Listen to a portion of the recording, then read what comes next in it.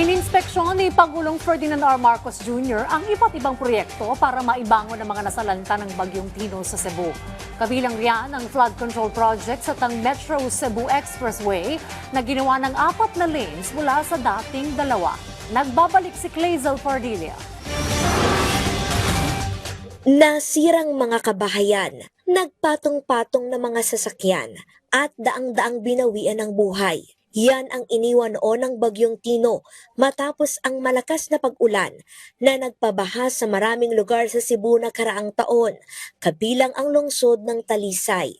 Para maibsan ang labis sa pagtaas ng tubig ngayong tag-ulan, ininspeksyon ni Pangulong Ferdinand R. Marcos Jr.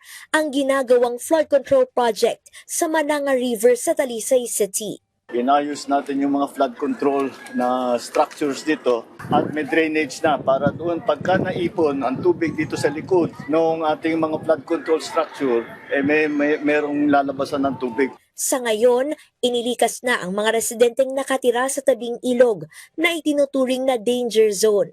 Target naman ni Pangulong Marcos na magpatayo ng dam malapit sa Mananga River na sasalo at magkokontrol sa tubig sa ilog upang mabawasan ang pagbaha sa mga mabababang lugar sa Talisay City. Patuloy lang ang ginagawa natin para hindi na maulit yung napakalaking perwisyo nung pagdaan ng bagyo, ng Tino, at saka nung pagdaan nung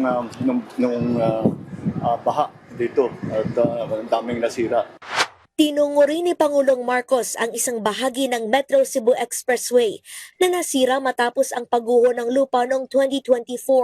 Simula noon, hindi na madaanan ng kalsada. Pero ngayon, Pinangako natin na matatapos ito by June. Ito na ngayon tayo para tignan at inspeksyonin. It is almost finished. mula sa dating 2 lanes, ginawa na itong 4 na maari ng daanan habang kinakabitan ng slow protection.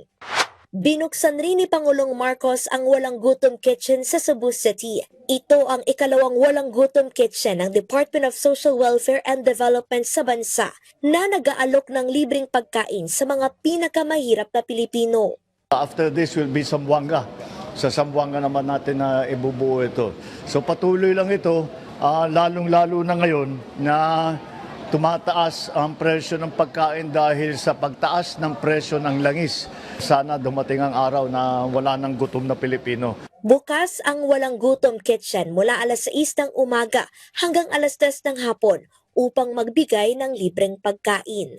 Clazel Pardilia para sa Bayan.